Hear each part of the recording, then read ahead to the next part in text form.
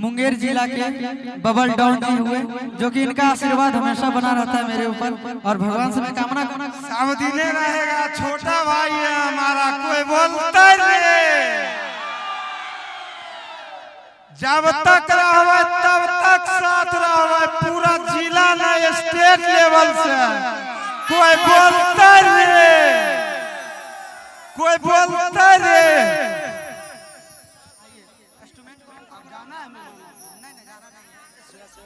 ये गाना ये है हाँ कि हाला होलो चोर चोर हम भागल दौड़ा दौड़।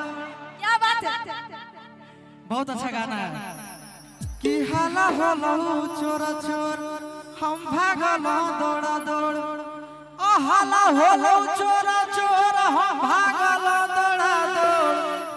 ए थोड़ा छोड़ दीजिए उसको, छोड़िए ना, उसको देखेंगे ना तो हाँ? अरे हाला होलो चोर चोर हम भागल दौड़ा दौड़। छौड़ा भैया खोजा हालो रे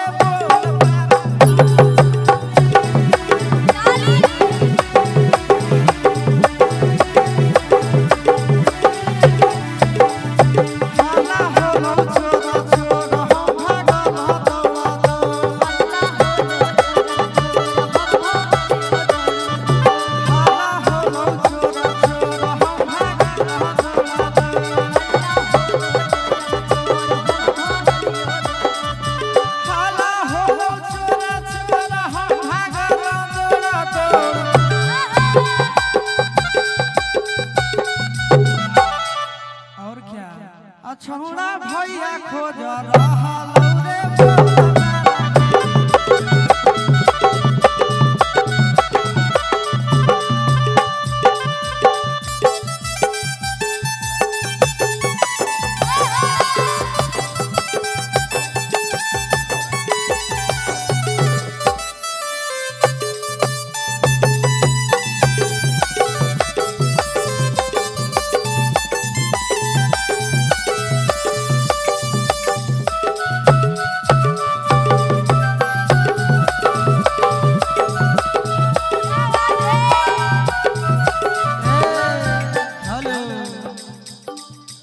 बड़ा बढ़िया लाइन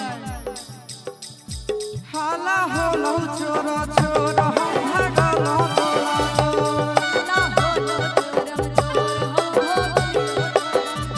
हाला होलो चोर चोर हम भागल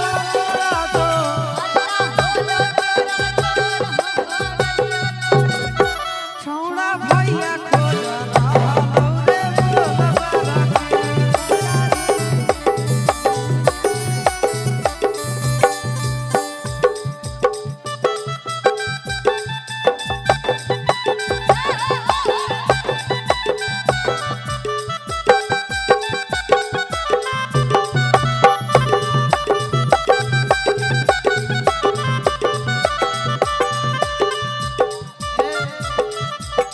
और क्या क्या आगे माजा मारे में माराई जैतई मोर जान। आगे माजा मारे में माराई जैतई मोर जान। छोड़ देतई गोड़ छोड़ देतई कपार का।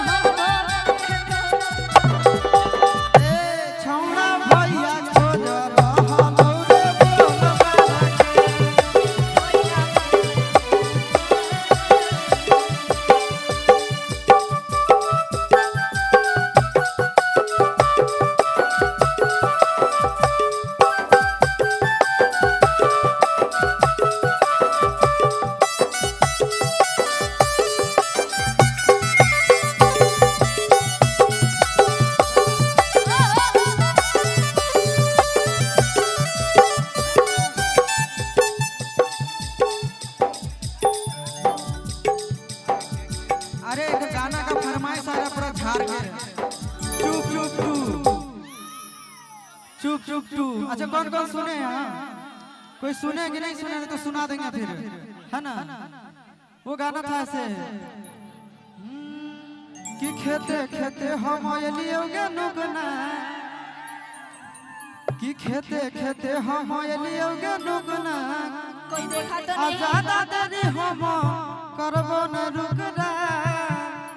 कि बरा न भक्ति भूख भाग ले रे चुपचाप। आना है जी नाल माधव जी कि खेते खेते हम लियोगे नुगना,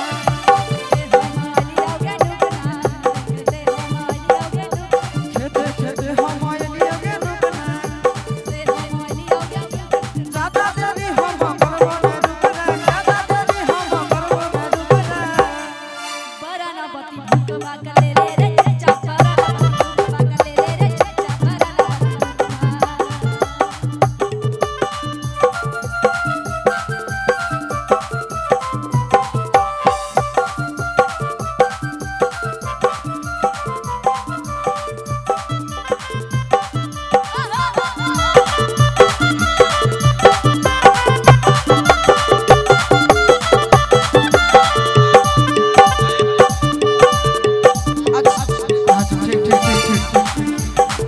सुनिए, हेलो, ये काम करते हैं।